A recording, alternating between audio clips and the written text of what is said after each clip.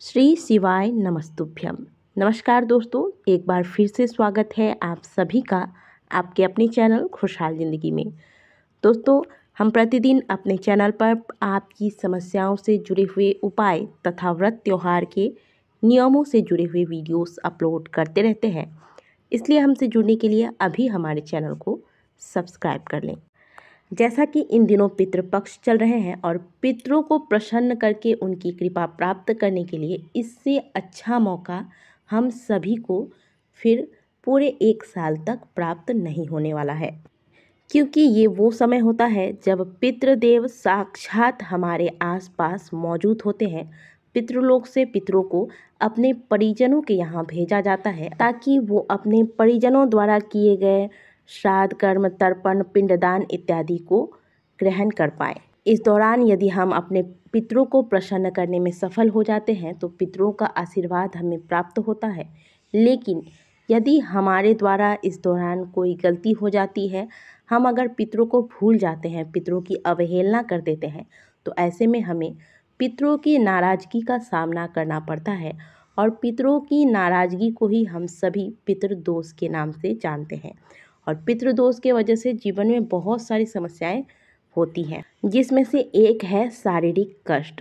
पितृदोष जब व्यक्ति को लगता है तो आर्थिक, मानसिक, शारीरिक, पारिवारिक सभी प्रकार के क्लेश जीवन में होते हैं। सभी प्रकार के कष्टों से व्यक्ति पीड़ित होता है, व्यक्ति बहुत दुखी होता है। फिर वो समझ नहीं पाता है कि आखिर हमसे भूल कहाँ हो रही है।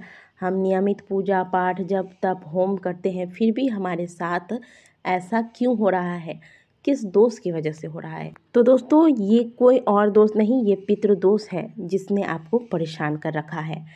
इसलिए पितृपक्ष के दौरान आप छोटे छोटे उपाय करके अपने पितरों को प्रसन्न करके इन समस्याओं से छुटकारा पा सकते हैं। आज की वीडियो में बहुत सुंदर सा उपाय लेकर आई हूँ। यदि आप शारीरिक कष्ट से परेशान हैं, हमेशा बीमार ही चलते हैं, डॉक्टरों को दिखा लिया, दवाइयाँ लेते हैं, फिर भी आए दिन कभी कुछ तो कभी कुछ शारीरिक कष्ट आपको घेरे ही रहता है, तो ऐसे में आप पितृपक्ष चल रहे हैं, इस दौरान कर लीजिए एक छोटा सा उपाय। इस उपाय का वर्णन स्वयं शिव महापुराण की कथा के अंतर्गत किया गया है। उपाय के लिए आपको ले लेने हैं 7 दुर्वा। स्क्रीन पर देख रहे हैं आप, इस प्रकार के 7 दुर्वा आपको ले लेने हैं। इन्हें बांधकर एक जगह एकत्रित कर लेना है, ठीक है। अब आप एक लोटा ले लें, कोई भी धातु का लोटा हो सकता है। ध्यान रखें कि लोहे का ना हो, पितृपक्ष के दौरान लोहे का इस्तेमाल वर्जित माना गया है। तो आप कोई भी लोटा ले लें, स्टील, पीतल, तांबा, कोई भी लोटा ले लें।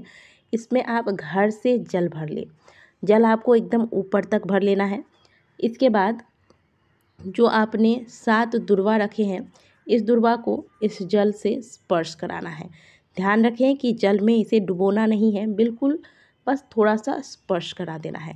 स्पर्श कराने के बाद आप भगवान भोलेनाथ के मंदिर जाएं। अब जिस व्यक्ति के लिए आप इस उपाय को कर रहे हैं, जो हमेशा बीमार रहता है, मान लीजिए आप स्वयं के लिए कर रहे हैं तो अपना नाम लें, माता पिता, सास ससुर, भाई बहन, पुत्र पुत्री, किसी के लिए आप कर रहे हैं उनका नाम ले लें और फिर अपने पितरों का ध्यान करें।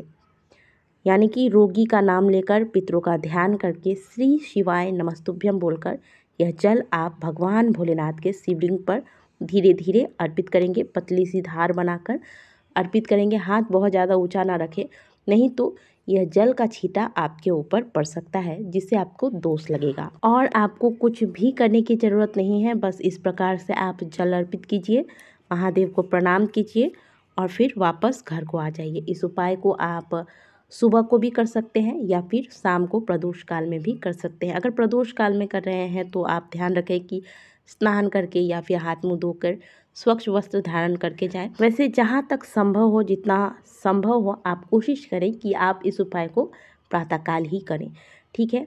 अब आप सोचेंगे कि यह दुर्वा को क्या करना है, 7 दुर्वा भी हमने आपको बताए थे। तो यह दुर्वा आपको आपके घर के जो आपने फूल के गमले लगा के रखे हैं उसमें आप दबा दें मिट्टी के नीचे। मिट्टी के नीचे यह धीरे धीरे खुद ही गल के खाद का रूप ले लेगा। इसे इधर उधर ना फेंकें जिससे इस पर किसी का पैर लगे, ठीक है। इस दुर्वा का आपको और कुछ नहीं करना है। इस दुर्वा को आप गमले में डाल दें या फिर बहती नदी में प्रवाहित कर दें या फिर पीपल वृक्ष के नीचे रख दें।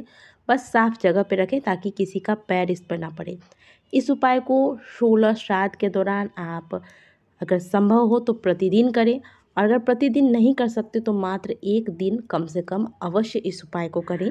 इस उपाय को, क्योंकि पितृपक्ष चल रहे हैं, ज़्यादा लोगों के सवाल रहते हैं कि क्या स्त्रियां उपाय को जो बताया गया है वो कर सकती हैं या नहीं।